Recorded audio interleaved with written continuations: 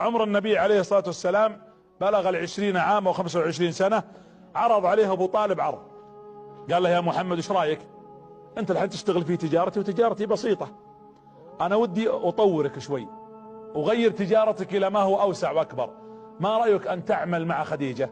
لان ابو طالب سمع ان خديجة تبحث عن رجل يقوم على تجارتها، فقال لها النبي صلى الله عليه وسلم اذا وافقت ما عندي مشكلة. فراح ابو طالب الى خديجة قال ماذا تقولين في محمد ابن اخي؟ قالت رجل صادق امين. قال طيب ودنا نشغله معك. قالت لم ارى مثله شابا جادا، وهذه الكلمة حطوا بينها 100 قوس. كانت كل العرب وليس فقط قريش تحترم شيء اسمه خديجة، لأن إنسانة ذو عقل ولها مكانة طبعا وعريقة في الجانب الاجتماعي، وهي لم تأتيها تجارتها بالصدفة. تجارة خديجة بشغل وكد وتفكير وإرسال الرجال الأمناء. بدأت تقول بختبر محمد، تعال يا محمد بنشغلك عندي. قالت الميسرة لا تعطيه تجارة كبيرة، خلنا نجربه في 3 تجارات، تجارة صغيرة مثل بوريالين على ما يقولون، خلنا نشغلك على شيء بسيط. جربتها التجارة الرحلة الأولى في اليمن ونجح. قالت يعني لو خسرنا المال بسيط. مرة ثانية 3 مرات. ويوم رجع ميسرة قال لها يا خديجة إني رأيت في محمد عجبا. قالت وش شفت؟ قال رأيت، حطوا بينها العلامات اللي قالها عنه 100 قوس بعد. قال رأيت أمانة، رجل أمين لا يأخذ درهما ولا لا يأخذ لأحد درهم، ولا يترك أحد يأخذ منه درهما، لأن الحق ليس مال مو بماله، هو مؤتمن عليه صلى الله عليه وسلم. ورأيت صدقا في قوله وفي بيعه وفي فعله، رجل صدوق ما يكذب ولا يغش. قالت وش بعد؟ مبسوطة من الكلام. قال ورأيت فيه جهدا عمل، شاب يكد ما يمل ويعمل الليل والنهار. ثم قالها عاد كلمة هي اللي خلت خديجة تلتفت إليه وغيرت الموضوع، كانت تجربه 2 و3. قال ورأيته مثلك. وش القاسم المشترك بين خديجة ومحمد؟ قال رأيته مثلك لا يحلف باللات والعزى. خديجة ما سجدت لصنم ولا حلفت بصنم، وقريش كانت تعبد الأصنام. الرسول كان مثل خديجة. قالت وشو عد؟ قال رأيت محمد لا يحلف بالأصنام. قالت وش دراك؟ قالت جاه رجل يهودي يبيع ويشتري منه، وقال له طيب احلف باللات والعزى عشان اصدقك. قال ما عبدتهما حتى احلف بهما، انا ما عبدت اللات والعزى اصلا، كيف تبغاني احلف بها؟ هذه الكلمة حركت عند خديجة امر كان بالنسبة لها شيء مهم.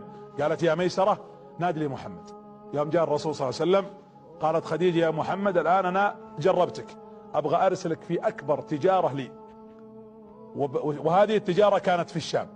فارسلته معه بضائع بالنسبة لها خلنا نقول اكبر صفقة تجربها خديجة رضي الله عنها، والان صاحب خبرة، والرسول يتدرج في النجاح وجالس التجار. ابو سفيان كان اذا دخل يروح للشام، ابو سفيان تاجر، ياخذ البضاعة يقعد 6 اسابيع واكثر ما صرف البضاعة.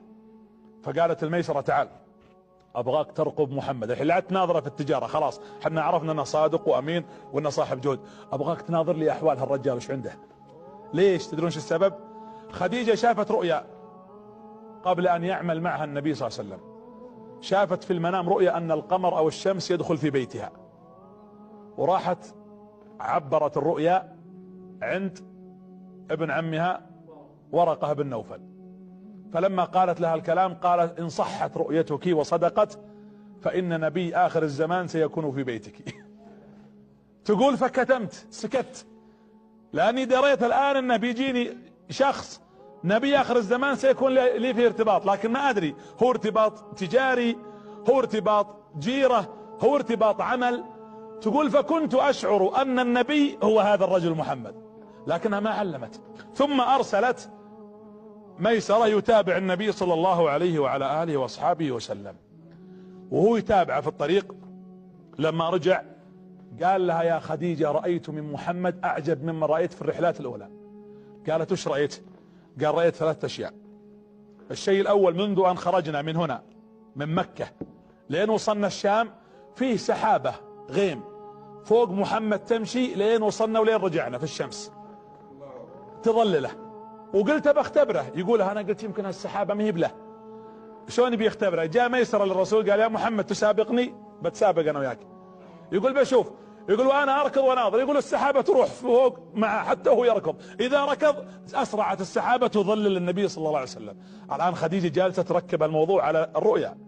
قالت له وبعد وش شفت؟ قال ورأيته كلما جلس في مكان فيه شمس جاءته الشجرة تكون صغيرة فتأتي فوقه تظلله حتى يأتيه الظل على جسده كله، يعني مظلة بدون ريموت، ثم إذا قام رجعت الشجرة مكانها. قال طيب وش الأمر الثالث؟ قال رأيته راهب بحيرة الراهب لما جاء يبتاع معه من اليهود يبيع ويشتري، فوقف ونظر في وجهه ونادى ميسرة، قال تعال من هالرجال أول مرة نشوفه؟ قال هذا من قريش أرسلته خديجة. قال أعرف أنه من قريش، بس من هو ابن من؟ قال هذا محمد بن عبد المطلب ابن عبد الله بن عبد المطلب. قال هذا هو نبيكم في هذا الزمان.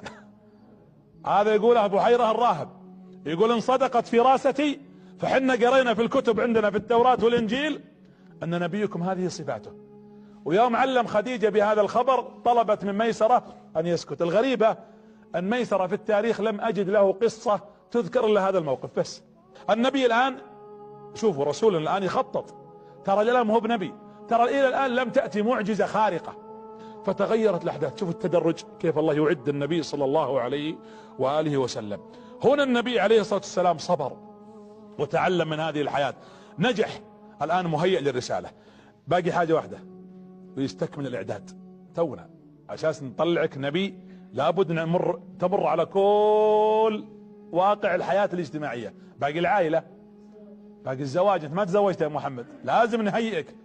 استقر النبي صلى الله عليه وسلم، بدأ الموضوع من طرف خديجة خلاص حاطة النبي في راسها من متى؟ من الرؤيا ابتداء. وبعدين لما سمعت ميسرة يثني تجلس مع صاحبتها نفيسة بنت المنبه. نفيسة هذه صديقة خديجة، وتقعد مع خديجة خديجة والله يا محمد هذا رجل صادق ورجل أمين.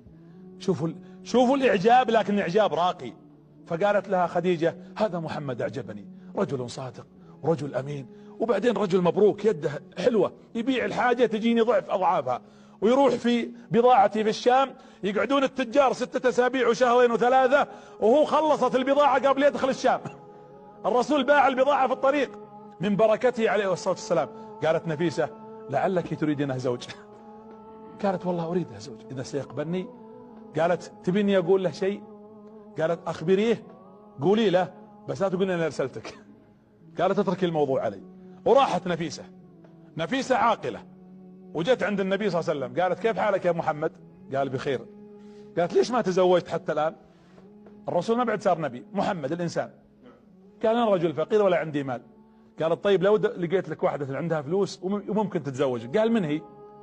قالت خديجة. قال خديجة غنية ومال، تتوقعين توافق؟ قالت بشوف بقول لها والله ما ادري توافق ولا لا. وهذا العجل، ما قالت تراها مرسلتني، قالت انا بشوفها، انت تبيها بس ما عندك مانع؟ قال ما عندي مشكلة.